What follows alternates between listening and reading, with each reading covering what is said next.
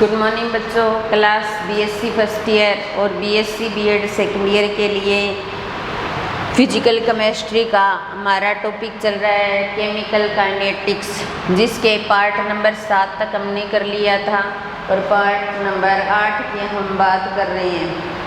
हमारा last class में topic चल रहा था प्रकाशिक विधियाँ, जो ध्रुवणमापी और स्पेक्ट्रोमीतीय विधि होती है। ध्रुवणमापी विधि के अंदर क्या होता है, समतल ध्रुवित प्रकाश को घुमाया जाता है। तो सबसे पहले हम इस ध्रुवणमापी विधि की बात करते हैं। समतल ध्रुवित प्रकाश को दाईं या बाईं ओर घुमाया जाता है, जिसे दक्षिणी ध्रुवण घूर्णक या वाम ध्रुवण घूर्णक कह सकते हैं। तो इसके लिए सबसे पहले ध्रुवणमापी पोलैरिमीटर, इसके अंदर ये हमारे पास प्रकाश स्रोत होता है और इस प्रकाश स्रोत से इस प्रकार की व्यवस्था होती है कि प्रकाश स्रोत सीधा निकोल प्रिज्म पर गुजरता है, जिसको P से डिनोट किया जाता है। फिर सॉल्यूशन से गुजरता है और सॉल्यूशन से गुजरने के पश्चात फिर एक और निकोल प्रिज्म में से गुजरता है और भी उसके बाद में लेंस की सहायता से इसको देख लिया जाता है। तो ये एक प्रकाश स्रोत होता है। प्रकाश स्रोत इसको बोला जाता है निकोल प्रिज्म।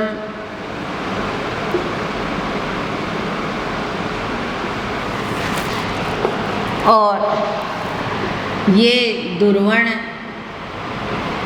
घूर्णक विलयन और ये एक विश्लेषक और ये होता है लेंस। यहाँ पर ये जो निकोल प्रिज्म है ये ध्रुवक की तरह कार्य करती है, ये विश्लेषक की तरह कार्य करती है। प्रकाश स्रोत को जैसे ही ध्रुवक वाली निकोल प्रिज्म में से गुजारा जाता है और जो प्रकाश स्रोत से जो प्रकाश हमें प्राप्त होता है वो एक वर्णीय प्रकाश होता है, एक वर्णीय प्रकाश होता है। जैसे ही इसमें गुजारते हैं फिर ध्रुवण घूर्णक विलयन में से गुजारते हैं, विश्लेषित किया जाता है और लेंस की सहायता से हम देखते हैं तो एक विशिष्ट घूर्णन हमें प्राप्त होता है। तो लेंस की सहायता से आई पीस मतलब एक आँख के टुकड़े से देखा जाता है, ऐसे देखते हैं। तो अगर उसको ऐसे घुमाया जाए, दाईं ओर घुमाया जाए तो वो होता है दक्षिणी ध्रुवण घूर्णक और बाईं ओर घुमाया जाए तो वो होता है वाम ध्रुवण घूर्णक। तो इसके द्वारा एक विशिष्ट घूर्णन कोण का मान ज्ञात किया जाता है। एक विशिष्ट घूर्णन कोण का मान ज्ञात किया जाता है। वो विशिष्ट घूर्णन कोण अल्फा, लैम्बडा और टी डिग्री सेंटीग्रेड ये होता है अल्फा बटा में L इंटू में C। इसके द्वारा इस विशिष्ट घूर्णन कोण को ज्ञात कर सकते हैं। यहाँ पर लैम्बडा क्या होता है, प्रकाश की तरंग दैर्ध्य होती है।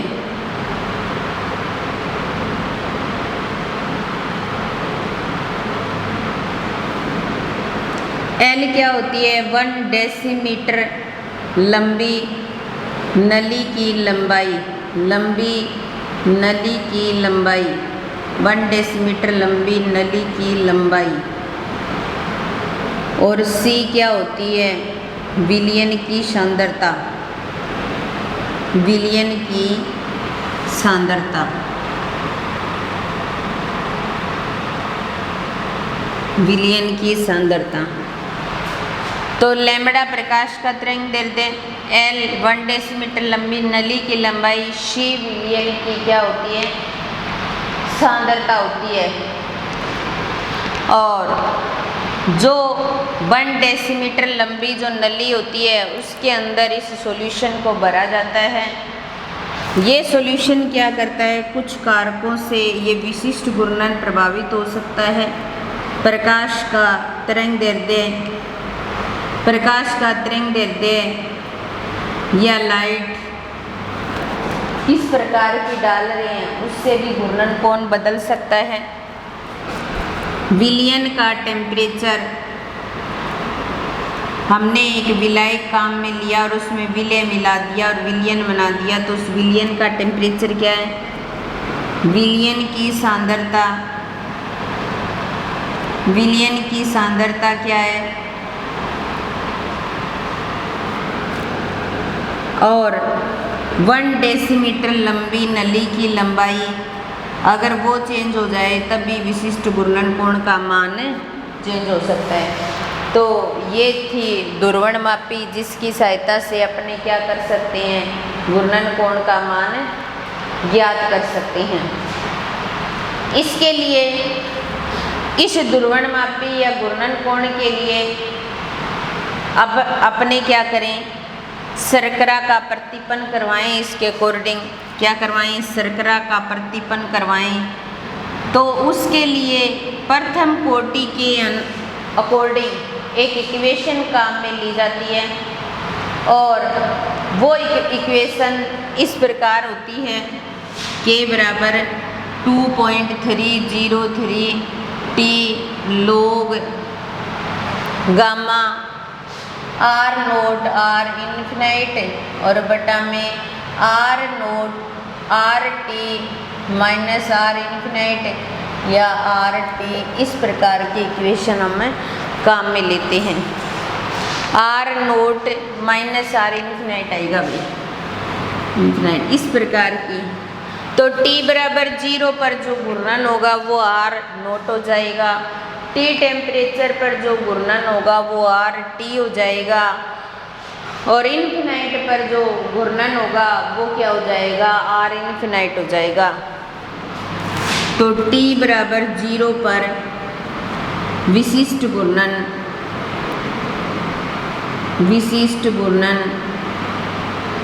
R नोट हो जाएगा और T बराबर T पर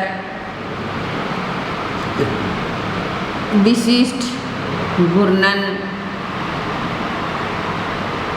RT हो जाएगा और T बराबर इन्फिनाइट पर विशिष्ट घूर्णन R इन्फिनाइट हो जाएगा। तो इसकी सहायता से अपने ज्ञात कर सकते हैं ध्रुवणमापी की सहायता से विशिष्ट घूर्णन कोण के मान को। ये प्रकाशिक विधियां के अंदर आती है। पहली विधि ध्रुवणमापी और दूसरी है स्पेक्ट्रोमीटीय विधि। ये स्टीरियोकेमिस्ट्री से संबंधित विधि है और वो स्पेक्ट्रम से संबंधित विधि है या स्पेक्ट्रोस्कोपी से संबंधित विधि है। दूसरी आती है स्पेक्ट्रोमीटीय विधि।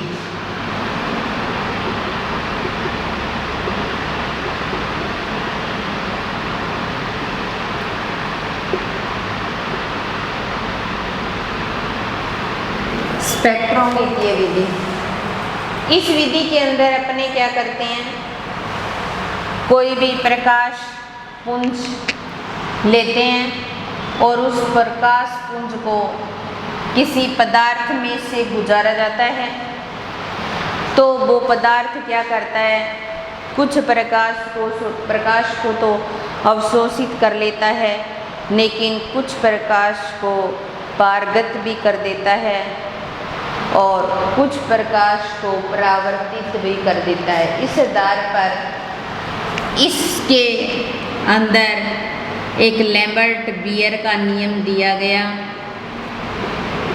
लैम्बर्ट बियर का नियम दिया गया कि जब एक वर्णीय प्रकाश पुंज को किसी पदार्थ में से गुजारा जाता है तो प्रकाश का कुछ भाग तो वो पदार्थ अवशोषित कर लेता है और कुछ जो भाग है वो पारगत कर देता है। तो इसके अकॉर्डिंग एक इक्वेशन दी गई I बराबर I0 E minus epsilon CL, ये एक इक्वेशन है और एप्सिलॉन CL को D से भी नोट किया जा सकता है और या फिर इसको लोग की फॉर्म में लिखें तो log I0 बटा में I बराबर एप्सिलॉन CL, ये आ सकता है इसके अकॉर्डिंग। यहाँ पर I0 आपतित प्रकाश की तीव्रता, आपतित प्रकाश की तीव्रता है। I0 आपतित प्रकाश की तीव्रता, I निर्गत प्रकाश की तीव्रता,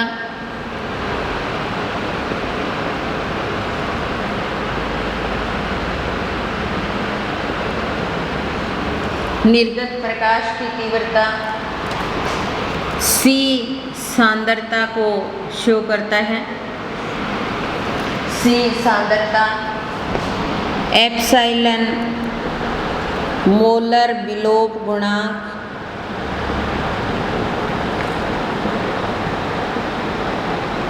मोलर विलोप गुणांक, ए जो है वो अवशोषकता को शो करते हैं। इस तरीके के यहाँ पर इक्वेशन काम में ली जाती है। इसके अकॉर्डिंग एक प्रथम कोटि के अभिक्रिया की तरह ही इक्वेशन काम में ली जाती है।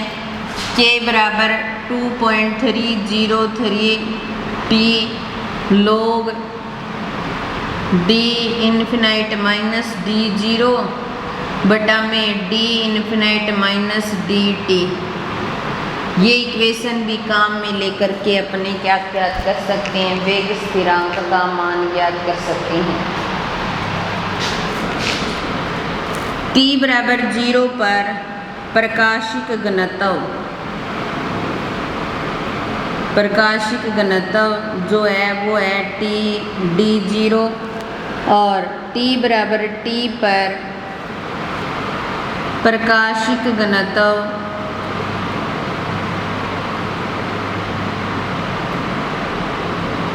DT और T बराबर इन्फिनाइट पर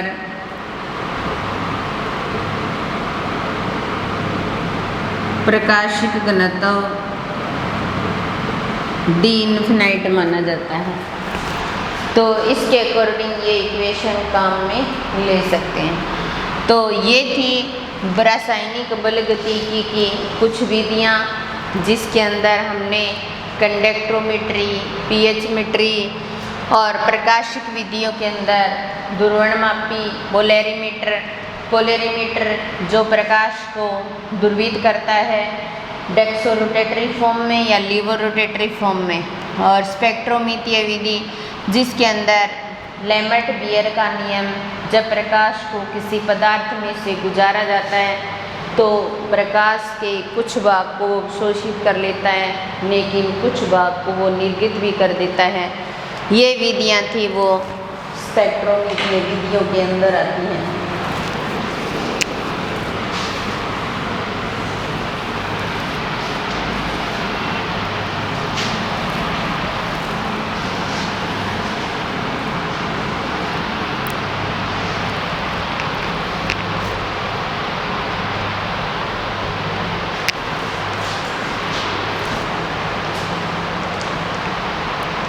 उसके बाद में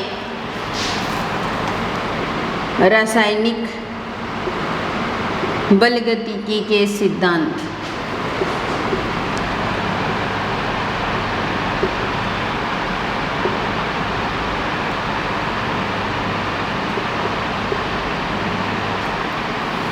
रासायनिक बलगतिकी के सिद्धांत। तो पहला आता है अभिक्रिया वेग पर ताप का प्रभाव।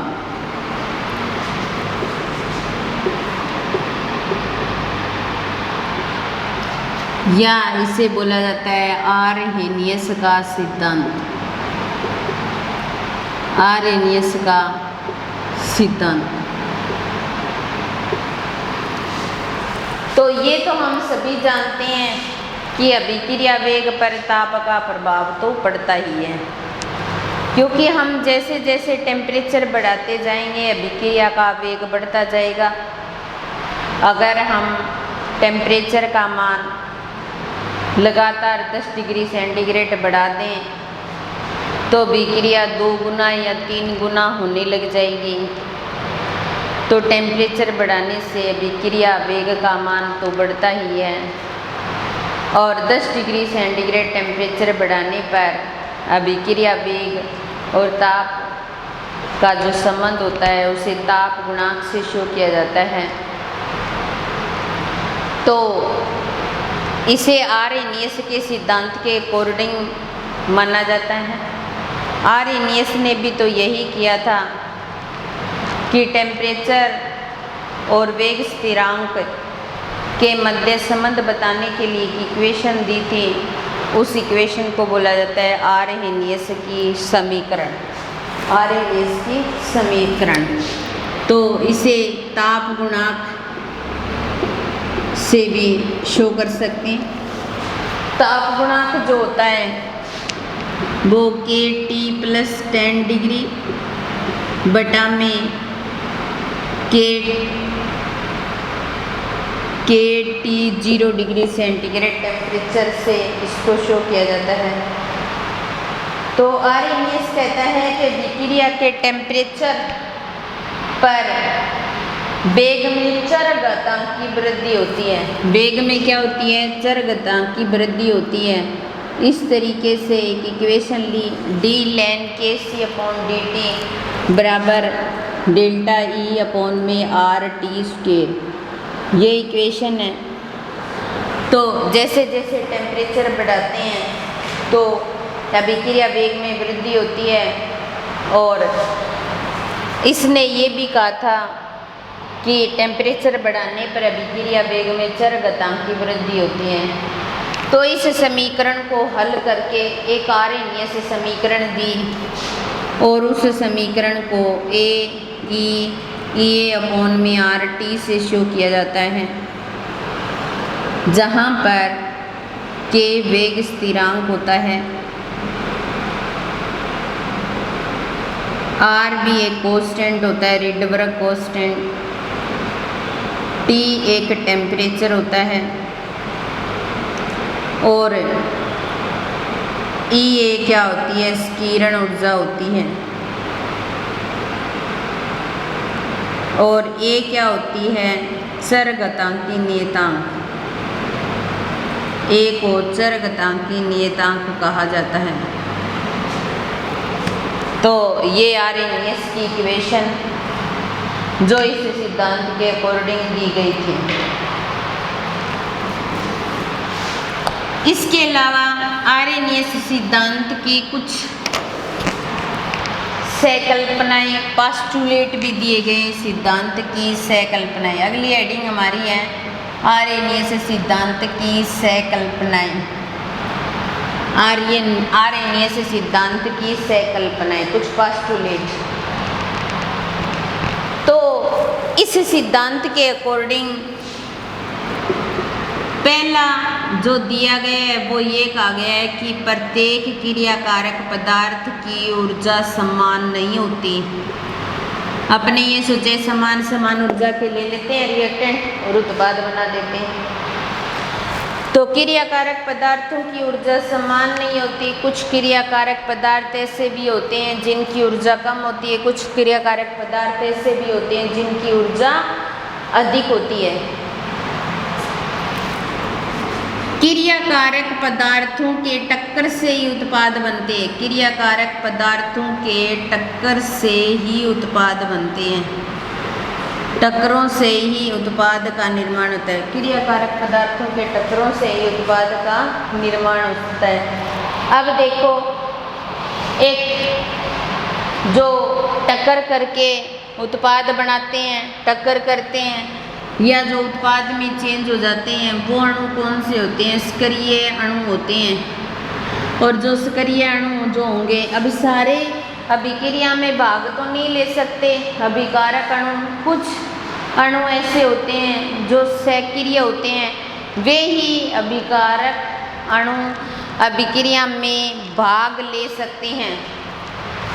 अणुओं की एक न्यूनतम ऊर्जा होती है जो अभिकारक को उत्पाद में बदल सके, उस न्यूनतम ऊर्जा का नाम है संकीर्ण ऊर्जा, एक्टिवेशन एनर्जी, क्योंकि ये ऊर्जा अभिकारक को ट्रांजिशन स्टेट तक ले जाने का कार्य करेगी। तो वह न्यूनतम ऊर्जा जो अभिकारक को एक उच्चतम ऊर्जा स्तर तक, सक्रियत संकुल तक, ट्रांजिशन स्टेट तक ले जाने का कार्य करती है, उस ऊर्जा का नाम है संकीर्ण ऊर्जा। फिर उसके बाद में सक्रिय अणु आपस में टकराएंगे और टकरा करके कहाँ पहुँचेंगे? सक्रियत संकुल तक पहुँचेंगे, सक्रियत संकुल तक पहुँचेंगे, ट्रांजिशन स्टेट तक पहुँचेंगे। ट्रांजिशन स्टेट पर पहुँचेंगे तभी उत्पाद में बदल सकते हैं। अब बात आती है सक्रिय अणु की। सक्रिय अणु जितने ज़्यादा होंगे अभिक्रिया वेग उतना ही अधिक होगा। अभिक्रिया वेग क्या होगा? ज़्यादा होगा। सक्रिय अणु जितने ज़्यादा होंगे अभिक्रिया का वेग उतना ही अधिक होगा। अब इस कंडीशन में अपने क्या करते हैं? टेम्परेचर बढ़ाते हैं। टेम्परेचर बढ़ाने से सक्रिय अणु और तेज गति करेंगे, तेज गति करेंगे तो जल्दी जल्दी टकरे होंगे उनके बीच में, और जब टकरे होंगी तो वो जल्दी जल्दी टकरें करके क्या करेंगे? उत्पाद में चेंज हो जाएंगे। अब देखो, किसी अणु की संकीर्ण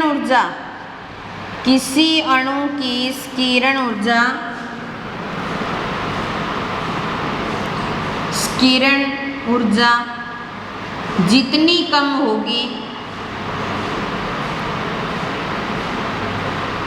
वो उतना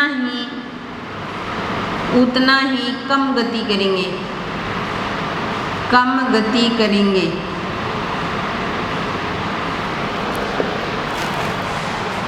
ये कुछ संकल्पनाएं। फिर सक्रिय अणु आपस में टकराएंगे, टकरा करके क्या बनाएंगे? सक्रियत संकुल बनाएंगे, और सक्रियत संकुल से किस में चेंज हो जाएंगे? उत्पाद में। किस में चेंज हो जाएंगे? उत्पाद में। तो ये कुछ संकल्पनाएं थी आर्यन सिद्धांत के अकॉर्डिंग।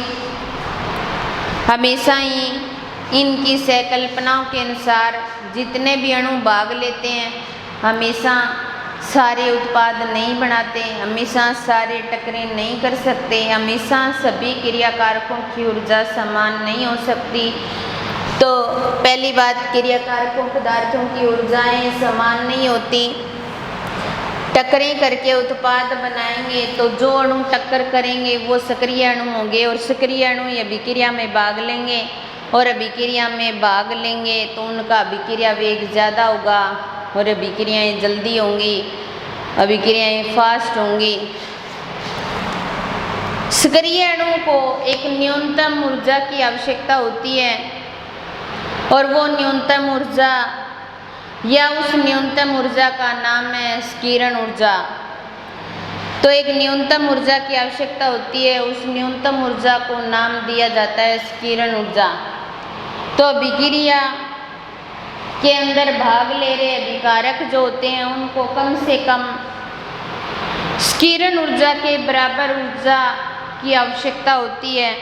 संकीर्ण ऊर्जा के बराबर ऊर्जा होनी चाहिए, तभी अभिकारक उत्पाद में बदल सकते हैं, तभी उनका अभिक्रिया वेग ज़्यादा हो सकता है। तभी आर्यनियस ने कुछ पास्टुलेट इस प्रकार दिए अभिक्रिया वेग से संबंधित। सक्रिय अणु आपस में जुड़ेंगे, जुड़ करके सक्रियत संकुल बनाएंगे, ट्रांजिशन स्टेट बनाएंगे, ट्रांजिशन स्टेट की फॉर्म तक आएंगे और उत्पाद में बदल जाएंगे। सक्रिय अणु जितने ज़्यादा होंगे अभिक्रिया उतनी ही फास्ट होगी और अभिक्रिया वेग भी उतना ही ज़्यादा होगा, और जब हम इन अभिक्रियाओं के अंदर टेम्परेचर को बढ़ा दें तो सक्रिय अणु और जल्दी टक्कर करेंगे और ज़्यादा एक्टिव हो जाएंगे, तो उनकी जो स्कीरण ऊर्जा होगी वो टेम्परेचर बढ़ाने पर सक्रिय अणु जल्दी गति करेंगे और अभिक्रिया तेजी से हो जाएगी। किसी अणु की स्कीरण ऊर्जा जितनी कम होगी उनकी गति उतनी ही कम होगी। और जो यहाँ पर एक चीज़ हमने गलत लिख दी है, किसी अणु की स्कीरण ऊर्जा जितनी कम होगी उतना ही अधिक गति करेंगे, उतना ही अधिक गति करेंगे और सक्रिय संकुल के बाद में वो किस में चेंज हो जाएंगे, उत्पाद में। तो इस प्रकार ये आर्यनियस सिद्धांत के अकॉर्डिंग उनकी संकल्पनाएं थी, उनका सिद्धांत था। उसके बाद में हम नेक्स्ट क्लास में स्कीरण ऊर्जा लेंगे और स्कीरण ऊर्जा से संबंधित सारे टॉपिक क्लियर करेंगे। स्कीरण ऊर्जा क्या होती है और स्कीरण ऊर्जा की याद करने की विधियाँ, ये सारी चीज़ें हम नेक्स्ट क्लास में लेंगे। आज की क्लास हम ये समाप्त करते हैं। धन्यवाद।